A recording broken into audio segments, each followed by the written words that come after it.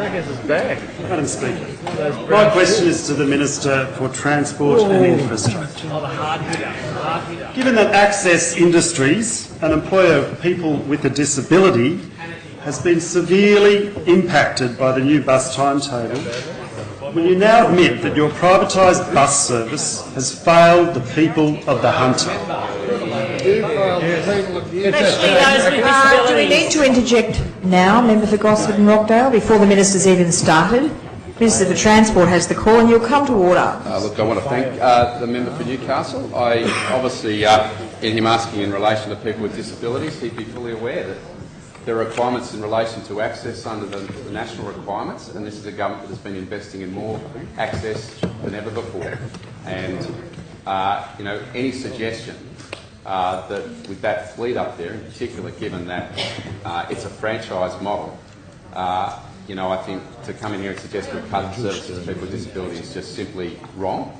And you know, if you've got evidence. Then not interject or you'll be out. Member for Canterbury last morning. One thing I would say is this. Member for Port Stephens. One thing I would say is this. Member for Swansea is on a call. In terms of the introduction of the new network, on a call. Customers in the Hunter and Newcastle and the Lower Hunter have been given access to more than 1,000 additional services. 1,000. Member for Swansea, it is not a debate or an argument. You will cease your interjections. You're on.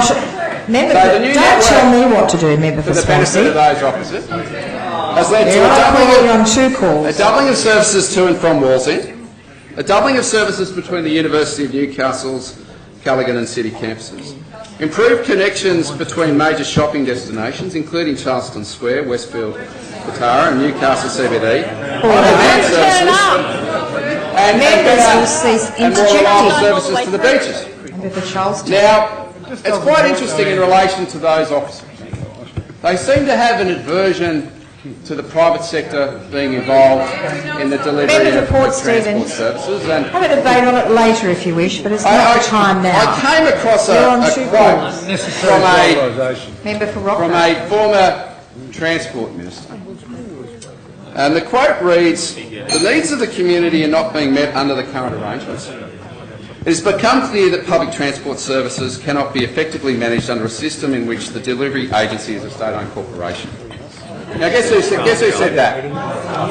Guess who said that? Ben Franklin. And his former chief of staff sits in the chamber with us, David Campbell.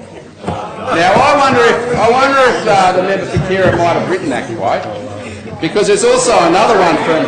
Order again. I'm watching members who should be out of the chamber by now. Privately operated transport service providers have contracts with government that provide far greater accountability than the model that currently applies to government-owned rail and ferry services, such as that used to operate in Newcastle.